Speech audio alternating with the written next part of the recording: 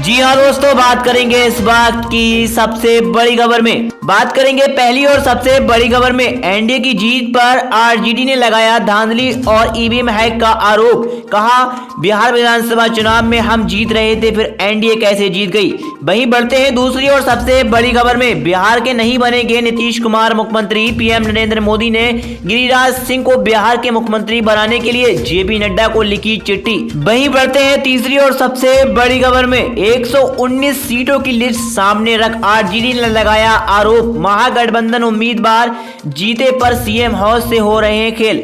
आपको बताएंगे तीनों खबरें विस्तार से। अगर आप भी देश में गोदी मीडिया यानी मेनस्ट्रीम मीडिया का विरोध करते हैं तो लाइक कीजिए इस वीडियो को। चैनल को सब्सक्राइब करने के बाद इस घंटी को दबाना बिल्कुल ना भूलें और कमेंट में लिखें जय हिंद। वहीं बढ़ते हैं पहली और सबसे बड़ी खबर में। आपको बताते चले, एनडीए की जीत पर लगातार आरजेडी आरोप लगा रही है। कह रही है ईवीएम हैक कर जीती है एनडीए।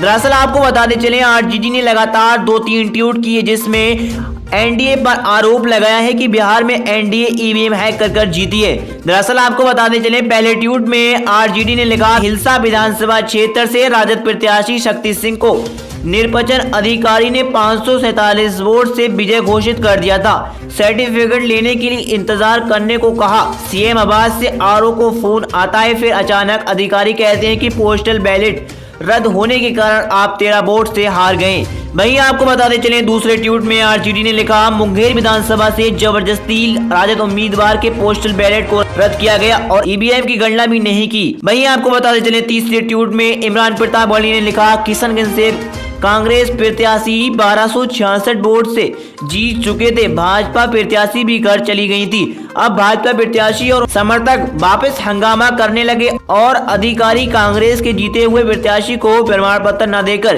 काउंटिंग फिर से करवाई। तो दोस्तों आपको बताते चलें कि आपको लगता है कि एनडीए ने ईवीएम हैक कर जीता है चुनाव? हमें कमेंट कर जरूर बताएं। वहीं बढ़ते हैं दूसरी और सबसे बड़ी खबर में। पीएम मोदी ने गिरिराज सिंह को बिहार के मुख्यमंत्री बनाने के लिए जेपी नड्डा को लिखी चिट्ठी।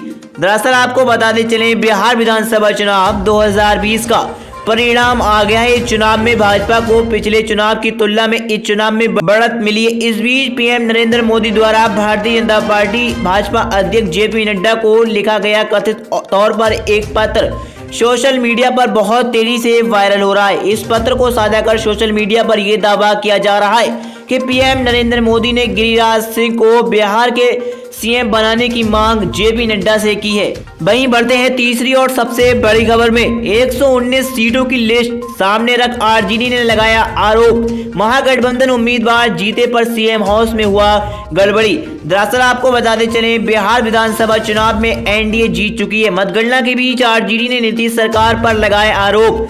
आपको बताते चलें, कहा सीएम हाउस की बैठक पर जिला अधिकारियों पर बनाया जा रहा है दबाव। आपको बताते चलें, 119 सीटों की लिस्ट सामने रख महागठबंधन उम्मीदवारों की जीत का दावा किया है। बिहार विधानसभा चुनाव की मतगणना में समय बीतने के साथ ही नतीजों को लेकर उत्सुकता बढ़ती जा रही थी। आपको बताते चलें, दोपहर में एनडीए की बढ़त को शाम होने तक महागठबंधन ने बराबरी पर लाकर रोमांचक बढ़ा दिया था।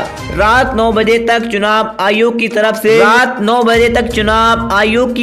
95 सीटों पर ही विजेता घोषित किए जा सकते थे। इस समय तक बीजेपी के खाते में 72 और आरजेडी के खाते में 76 सीटें जीतती दिख रही थी। इस बीच राष्ट्रीय जनता दल की ओर से मुख्यमंत्री नीतीश कुमार पर गंभीर आरोप लगाए गए हैं। आपको बताते चलें, आरजेडी की ओर से ट्वीट कर 119 सीट की सूची सार्वजनिक की गई है, जिसको लेकर दावा किया गया है कि ये उन 119 सीटों की सूची है जहां गिनती संपूर्ण होने के बाद महागठबंधन के उम्मीदवार जीत चुके हैं। पार्टी के ट्विटर हैंडल से कहा गया है कि रिटर्निंग ऑफिसर ने उन्हें जीत की बधाई दी, लेकिन अब सर्टिफिकेट नहीं दे रहे, कह रहे हैं कि आप हार गए। ईसीआई की वेबसाइट पर भी इन्हें जीता हुआ दिखाया गया। जनतंत्र में ऐसी लूट नहीं चलेगी। आपको बताते चलें, राष्ट्रीय जनता दल ने आरोप लगाया कि 119 सीट जीतने के बाद टीवी पर 109 दिखाया जा रहा है। नीतीश कुमार सभी अधिकारियों को फोन कर धांधली करवा रहे हैं। फाइनल रिजल्ट आने और बधाई देने के बाद अब अधिकारी अचानक कह रहे हैं कि आप हार गए।